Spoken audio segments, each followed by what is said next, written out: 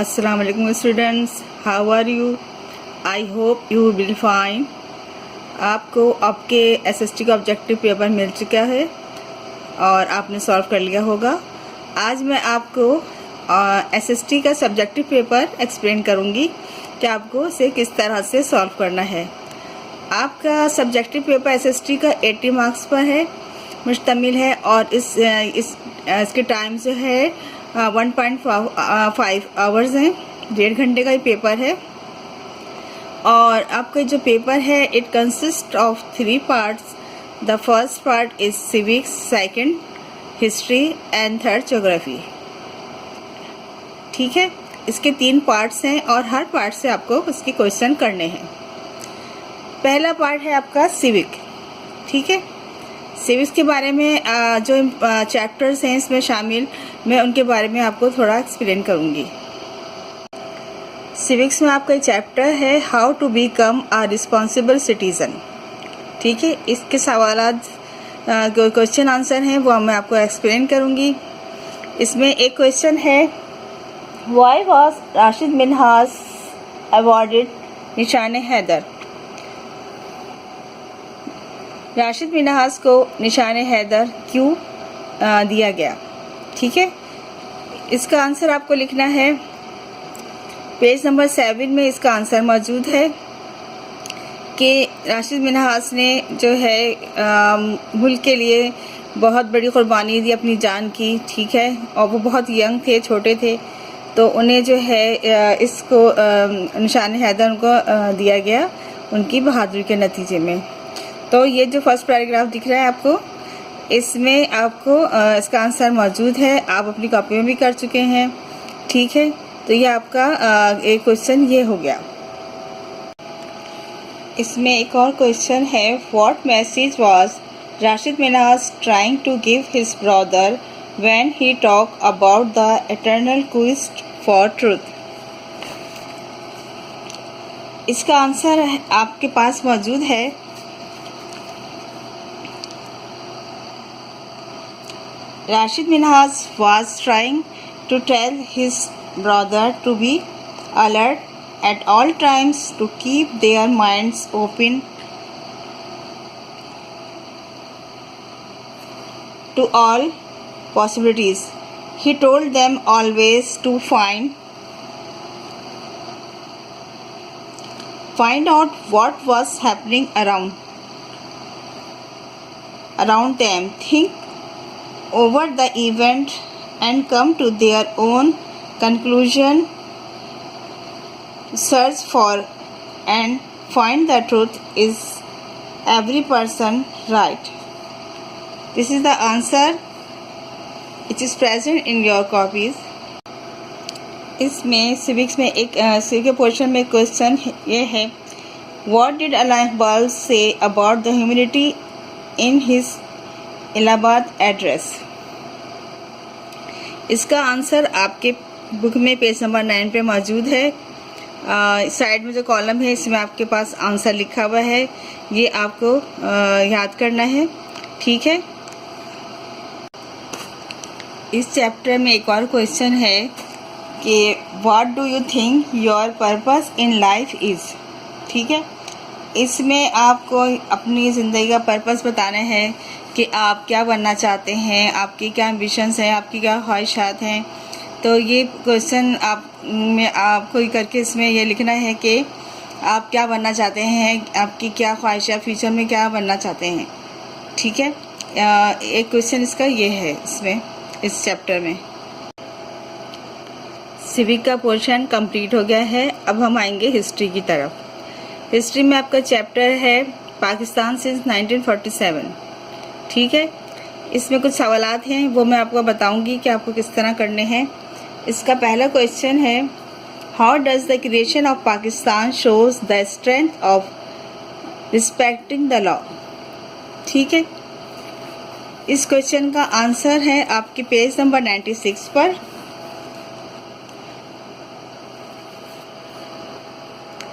यहाँ पे हेडिंग डली हुई है, पाकिस्तान 1947 से 1966 respect the law. Pakistan is the only country से लेकर देन ब्रेकिंग इट। ये पूरा पैराग्राफ जो है क्वेश्चन जो 1 है इसका आंसर यहाँ मौजूद है। ठीक है,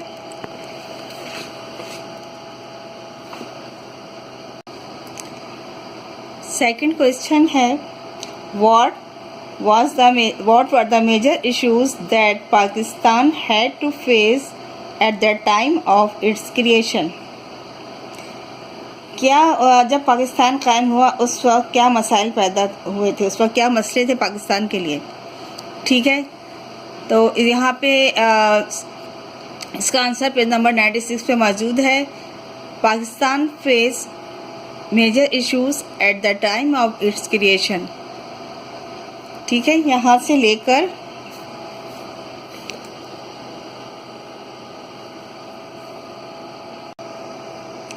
और अमंग इंटेलेक्चुअल यहाँ तक है। उसके बाद इसमें जो इश्यूज आए थे रिफ्यूजीज़ के थे, कश्मीर का था, इंडस वाटर इंडस प्रॉब्लम था, ये सब जो है आपको ब्रीफली थोड़े से इसको एक्सप्लेन करने। अब इसमें एक नेक्स्ट क्वेश्चन है what measure were taken by the government of Pakistan to introduce more Islamic reforms? इसका आंसर है पेज नंबर 101 पर।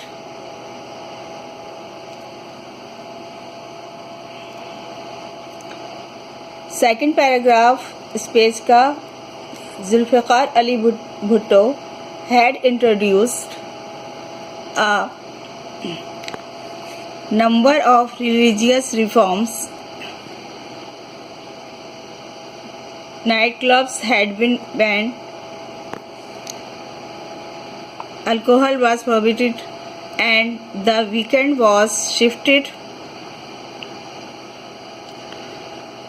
to Friday instead of Sunday.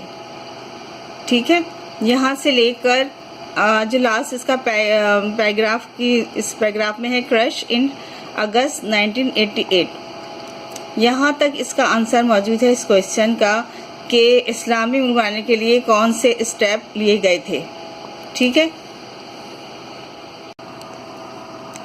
अब आपके पास एक शॉर्ट नोट है। शॉर्ट नोट लिखना है आपको लियाकत अली ख़ान पर। जैसा कि आप जानते हैं लियाकत अली ख़ान जो हैं first prime minister of Pakistan थे। ठीक है, और वो कहलाए कायदे मिल्लत। ठीक है, the leader of the nation. यहाँ तक आपको लिखना है। फिर इसके बाद आप लिखोगे इसके अंदर लियाकत अली ख़ान की जो अचीवमेंट है, जो उन्होंने अपने मुल्क के लिए काम किया है, वो आपको बताना है इस क्वेश्चन में कि क्या उन्होंने किया, कि उनका जो one of the most important achievement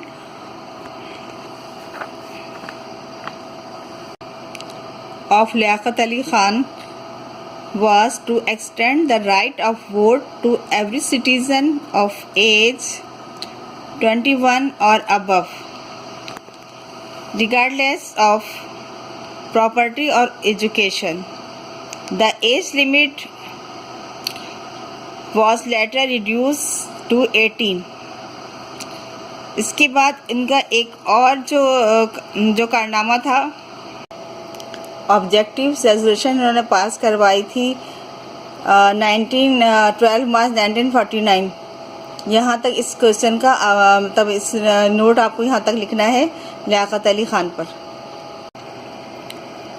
अब आपका हिस्ट्री का जो है पोर्शन वो कंप्लीट हो चुका है। अब आपका स्टार्ट होगा ज्योग्राफी का। ठीक है, इस ज्योग्राफी में आपका जो चैप्टर आएगा वो चैप्टर नंबर 6 है, क्लाइमेट ऑफ द वर्ल्ड। इसके क्वेश्चन आंसर हैं। अब मैं आपको इसके क्वेश्चन आंसर बताऊंगी कि आपको इसमें किस तरह से इस पोर्शन को सॉल्व करना है। और मतलब ये भी काफ़ी इंटरेस्टिंग होता है। ज्योग्राफी भी हमें कंट्रीज़ के बारे में, उनकी ज्योग्राफी हदूद के बारे में काफ़ी मालूमात होती हैं, उनके क्रॉप्स फसलों के बारे में। तो मैं उम्मीद करती हूँ कि आपको ये जो है ये आसानी से समझ में आ जाएगा। अब हम चलते हैं इसके क्वेश्चंस की तरफ। इसमें ज्योग्राफी में क्वेश्चन में आपके पास एक क्वेश्चन है, what do you mean by the word flora and fauna. ठीक है, पेज नंबर 53 पे इसका आंसर मौजूद है। फ्लोरा मीन्स वेजिटेशन और प्लांट। फ्लोरा का मतलब होता है प्लांट्स या उसके बारे में, प्लांट्स के बारे में जो है तफसीलात कि किस तरह से जो है फसलें, क्रॉप्स वगैरह उगाई जाती हैं, इसके बारे में हम पढ़ते हैं फ्लोरा में। उसमें सवाल में दूसरा पूछा गया है फौना के बारे में।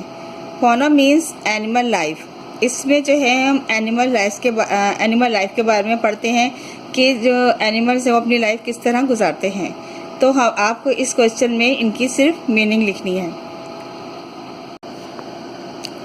नेक्स्ट क्वेश्चन है आपका, what type of flora and fauna can be found in the Tundra climate reason. ठीक है, इसमें आपको पहले फ्लोरा के बारे में बताना है। फ्लोरा की हेडिंग है पहले, this area is also known as the frozen desert because vegetation is very rare due to the extreme cold. Flora जो है वहाँ पे क्या है, बहुत सख्त सर्दी होती है, लिहाजा जब सख्त सर्दी होगी तो वहाँ पे वेजिटेशन होना बहुत ही रेयर है या इम्पॉसिबल है। और यहाँ पे जो है बहुत सख्त जो है वहाँ पे बारिशें होती हैं, स्नोफॉल होती है, तो इस वजह से वेजिटेशन जो है वो पॉसिबल नहीं है। तो इसका आंसर आपके पास मौजूद है यहाँ से, दिस एरिया से लेकर ग्रो इन समर। ये है फ्लोरा का आंसर। उसके बाद फौना का पूछा गया है,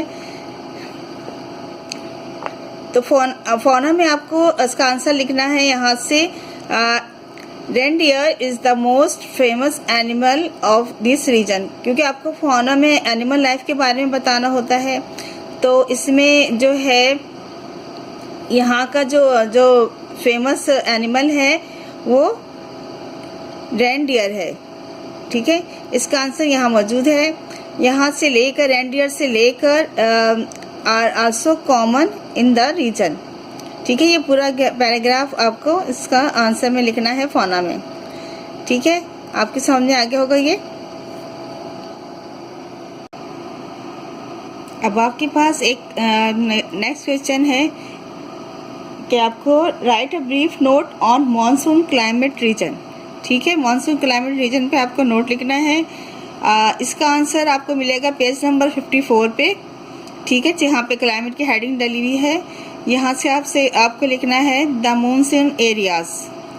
यहाँ से इसका आंसर शुरू होगा, और situated between 5 degree and 30 degree both side of equator. और इसमें जो मेन जो सीज़न है ज़्यादा वो है विंटर और समर। और समर में रेन्स काफ़ी होती हैं, जबकि विंटर जो है वो ड्राई होता है। ये आपको इस आंसर में ये आपको बताना है इसके अंदर। ठीक है, तो इसका जो आंसर है जो है कंप्लीट होगा, does not carry any water vapours.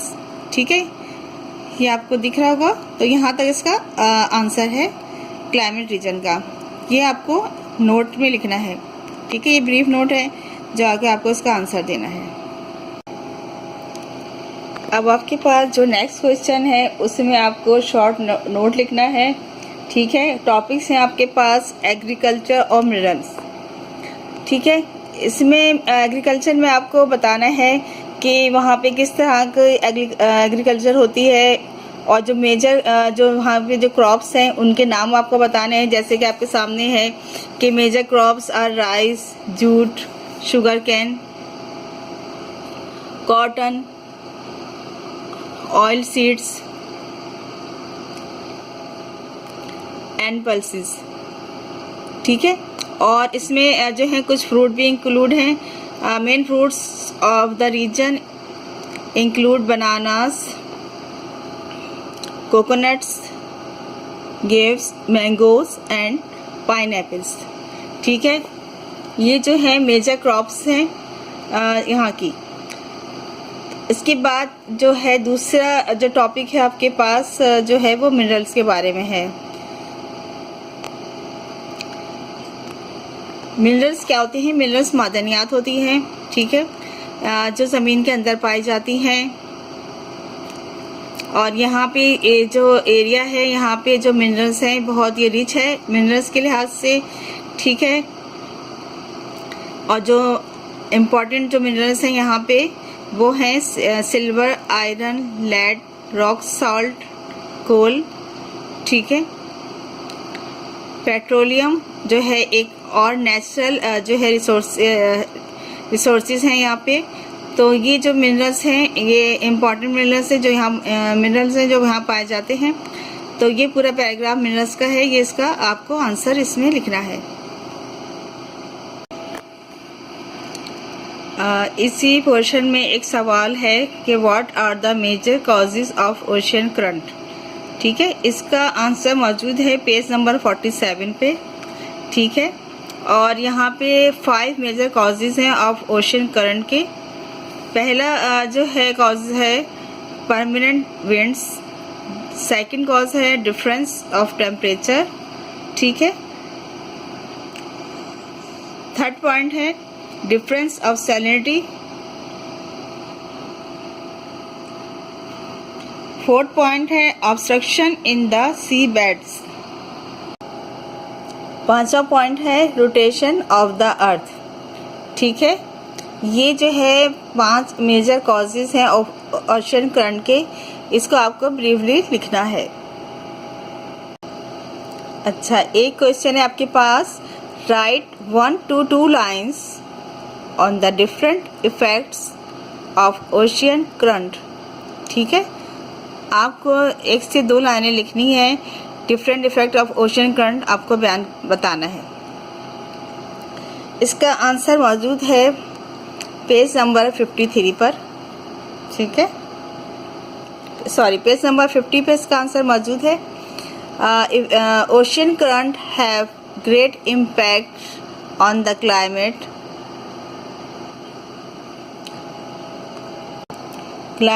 And trade of countries which are listed below, ठीक है। यहाँ पे जो है कुछ पॉइंट्स हैं, ठीक है। और ये पॉइंट्स आपने लिखे हुए हैं, इनमें से कुछ पॉइंट्स को आपको डिस्कस करना है इस क्वेश्चन के अंदर, और ब्रीफली आपको बताना है, लेंदी नहीं बताना है। तो ये कुछ पॉइंट्स हैं, ये आप इसको इसमें आप इसको लिखेंगे, ठीक है। जैसे कि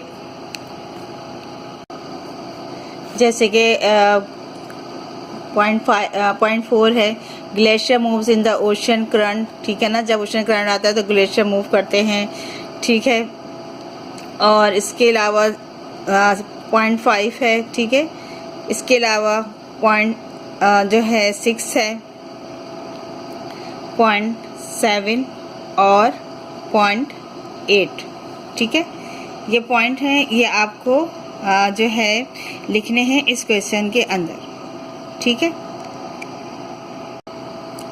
ये आपका ज्योग्राफी का अभी जो पोर्शन है वो कंप्लीट हो गया है, और मैंने सब क्वेश्चन आपको समझा दिए हैं कि आपको किस तरह से क्वेश्चन जो है लिखने हैं। पहले आप इसको क्वेश्चन को याद करेंगे और उसको लिखेंगे, तो ये आपका ज्योग्राफी का पोर्शन कंप्लीट हो गया, ठीक है। आपके एसएसटी के पेपर में एक एक्टिविटी भी है, जिसमें आपको जो है एक मैप आपके पास होगा, ठीक है। उस मैप में आप जो है उसकी पोजीशन बताएंगे प्रोविंसेस की, कि प्रोविंसेस जो हैं इस मैप में कहाँ वाक़ हैं पाकिस्तान के। और उसके अलावा आपको एक काम और ये करना है कि आपको जो है पाकिस्तान के जो नेबरिंग कंट्रीज़ हैं वो भी शो करने हैं, यानी जो पड़ोसी ममालिक हैं हमारे आसपास पाकिस्तान के, तो उनकी भी आप जो है लोकेशन आपको शो करनी है मैप के अंदर कि वो कहाँ पर वाक़ हैं, ठीक है। तो ये आपकी मैप की एक्टिविटी है, और आपको जो है सब जितने भी इसके पोर्शंस हैं एसएसटी के, सिविक, हिस्ट्री और ज्योग्राफी, ये सब आपको एक्सप्लेन कर दिए गए हैं। और ये जो एक्टिविटी थी लास्ट में जिसमें आपको जो है मैप है, ये भी आपको एक्सप्लेन कर दिया गया है, और उम्मीद है कि आपकी समझ में आ गया होगा सब कुछ। अब आप ये करें कि सब क्वेश्चन आंसर को याद कीजिए और उसका जो है याद करके फिर आपको पेपर अटेम्प्ट करना है। सब कुछ अच्छे से याद कीजिएगा, अच्छे पेपर दीजिएगा। ठीक है, थैंक यू, अल्लाह हाफिज़।